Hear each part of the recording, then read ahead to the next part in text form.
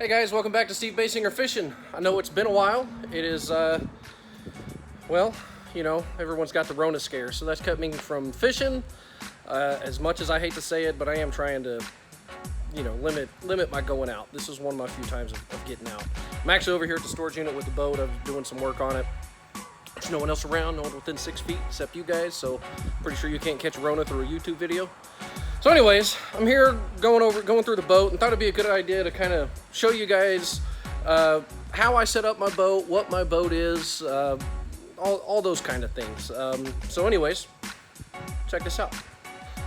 So I know it's kind of tough to see because I'm in here in this tight storage unit and I don't want to pull the boat out just to show you guys. But anyways, the boat is a 2007 Triton TR21X. That means the 21 means it's a 21-foot boat.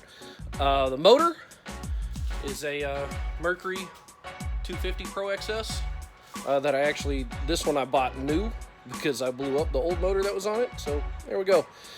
So it's also got power poles. Those are 8-foot models. These are actually old ones. And I've got 2 of them on there. You see these on a lot of boats. Is it like an absolute necessity? Absolutely not. But man, is it really helpful.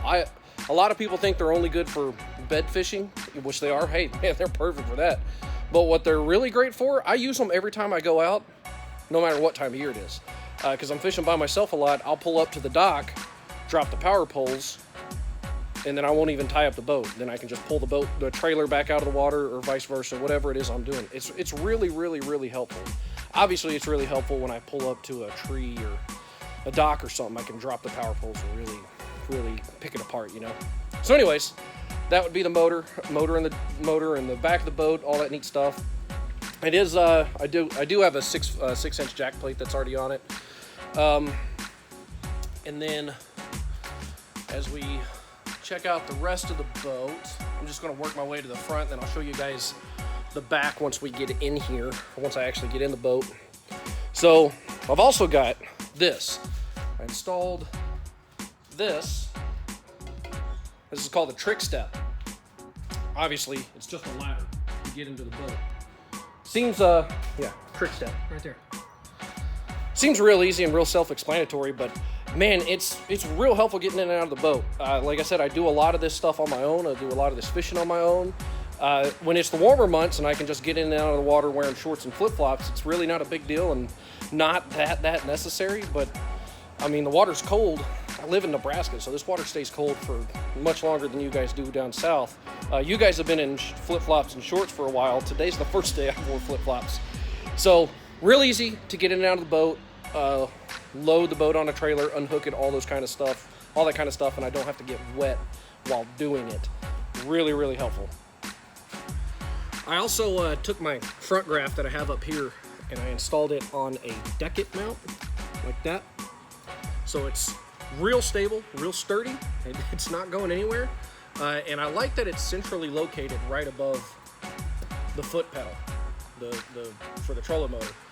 It's real centered to the boat, if you can tell. So no matter which side of the boat I kind of fish from, it's right there in the center, real easy to spot.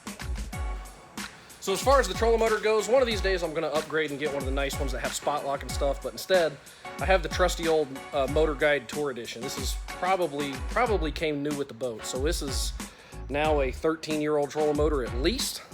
But I know a lot of people don't really like Motor Guide, but these old ones like this were freaking bulletproof. They were awesome. The old Tour Editions were really, really good. Really the only thing I've done to it is I upgrade to a aluminum prop.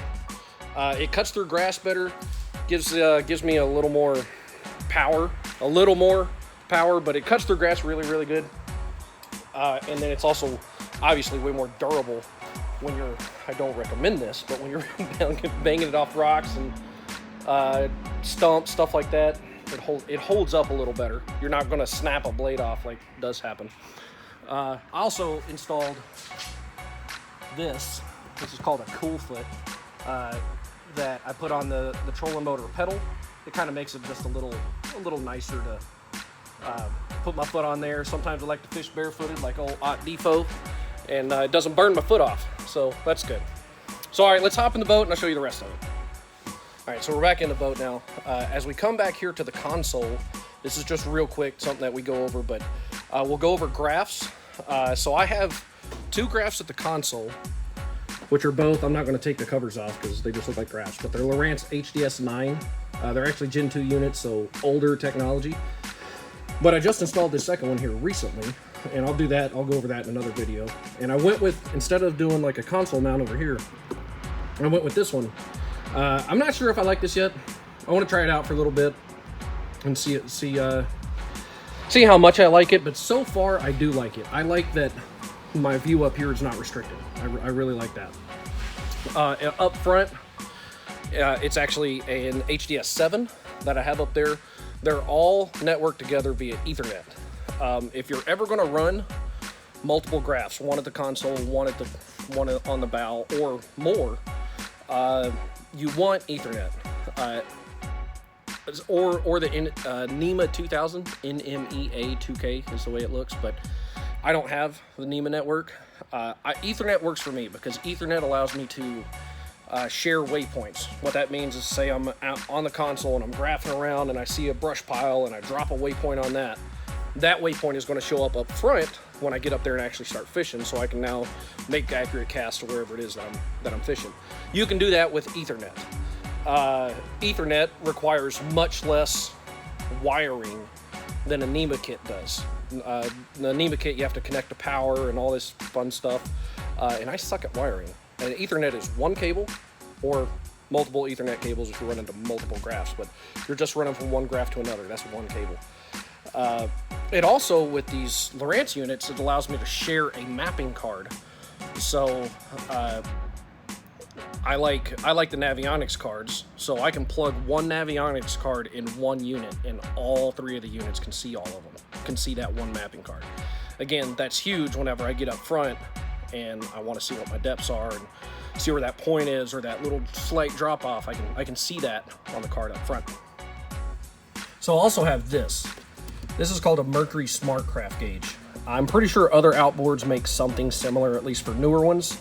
But I think starting with the Mercury Optimax, you could use this. There's a little better view. It tells you a bunch of things. It'll tell you like engine hours, which are great when it comes time to resell. That's like just like mileage in a car. Engine hours is something that people use to kind of justify a price. But it tells you RPMs, which the TAC will tell you that too. But what I found out is, while this is an official number, because this is coming directly from the computer on the motor, this can be incorrect. In fact, mine is. This one will read about 700 RPMs higher than the official one. It does the same thing with water pressure, which I actually took the water pressure gauge out. That used to be right there. But the water pressure on this would read incorrect. This one actually reads right. It'll tell you how much fuel you have used. It doesn't tell you how much fuel you have left. But what else? It'll tell you your trim level if you have that actually installed. It'll tell you water temperature in the motor, which is great because you shouldn't like go full throttle on an outboard until it's reached a certain temperature. All sorts of things. It's really, really, really good stuff. Okay, now as we start at the back of the boat, we're going to go over some live wells and some of my storage, how I store things. So with live wells, the first thing you'll see, so they're independent live wells. They're not divided. They're independent live wells in this boat. I have these things. Oh, right there. These are called VT2 vents. They help recirculate, take out the carbon dioxide and ammonia and put in fresh air. They really help with fish care. I have them on both live wells, as you see. And then, as we get into them, I don't know how well you're going to be able to see these, but you can see in the live wells, like so. Hopefully you can see in there, just like that. Just your run-of-the-mill live wells. But first off, I installed this. It's a little coal tag holder I got from a guy on Facebook, Chad Ashmore. AMP products, something like that. He does a lot of things. He does dash mount stuff like that, but I wanted a good coal tag holder. Perhaps if I'd have had that last year, I wouldn't have weighed in 6 fish in a tournament. So something I also installed was these live well lights too. I haven't done a whole lot of night fishing, but it is helpful trying to catch your fish when it's like early light, or if I had done some night fishing, it would be real helpful in that too. I also installed up on the front deck, you can see LED lights over there. My front one I gotta fix, that I actually messed up the wiring on that one. But yeah, LED lights, great things to have at night when you're rigging tackle, early mornings, things like that, low light conditions. It really helps with you being able to rig up stuff. So as far as storage goes, in the back, I've got one box that I keep a bunch of tackle in. Now this is mostly my heavier stuff, jigs, weights, spinner baits, some soft plastics, like things that are going to be my heavier stuff. For performance-wise, you want your heavier stuff towards the back of the boat, because the more hull you have out of the water, the more speed you're going to get. So yeah, heavier stuff goes back here. I'm not going to go through what everything is, but I mean, you can see some swim baits here. This is actually really light. I could put this up front, but up front you're going to see is pretty packed. This other one is where I like to keep life jackets. I got a weigh bag. I have a save face. That's actually what's for my co-angler. I keep a spare prop. And I keep my tools in there as well. So again, mostly heavier stuff, and then things like that's just, I know they're light, but they're just easy to get to, and I mean, if I'm being honest, it's also kind of a miscellaneous compartment. I'm not going to get into that back compartment, but that's just batteries and power poles and a mess of crap. So now we're getting into the front where I do most of my business on doing most of my business in the boat. Front compartment is tackle. Front center compartment is tackle. So first off, I've got these. I don't know if you'll be able to see it. Yeah, these little clips. They run like that. I think these are from Cook's To Go tackle, I think is what they're called. I mean, you can see you can hang soft plastics from them. The soft plastics I put there are really just the ones that I like to go through, or that I think I'm going to use like on that day or something like that. So I've got real quick access to them. I don't have to pull out a bunch of boxes and get to them. But again, this is going to be my lighter stuff that's in this compartment down here. So then this compartment is where I keep not very much stuff. This right here, I keep a bunch of extra line in. Obviously rope, you see a spare trolling motor prop, and buoys. And then that's my net way in there. I'm trying to get better at keeping my net in here. I really suck at doing that. This one over here on this side is rods. I actually took out the rod holder, you know, the little, whatchamacallit, the rod tubes, that's what I'm trying to say. I took those out because I don't remember how many it would hold in there when I had it in there, but I can hold twice as many. I bet I can hold 30 rods in here. Rod and reel combos. I bet I can hold 30 rod and reel combos in here now. So I had also installed this some years ago as just a tool holder. A lot of new boats now, they come installed with things like that fit in like here or something like that. In 2007, that didn't happen. They didn't really do that. So I forget where I got this from. Just some guy, I think off Bass Boat Central. But usually it holds pliers and stuff like that. These little bitty holes right here are hook holders, so like I'll hang jigs and swim baits, stuff like that. Crankbaits, I'll hang things off there through the day because in a tournament day, this whole thing will just be a mess of stuff. I also recommend a lot of people keeping a hook file in here to sharpen hooks. This one's all rusty, but she still works just fine. Throughout the day, we'll say like you're fishing a square bill around rocks. Those hooks will take a pounding and they will dull up on you and you won't even know it.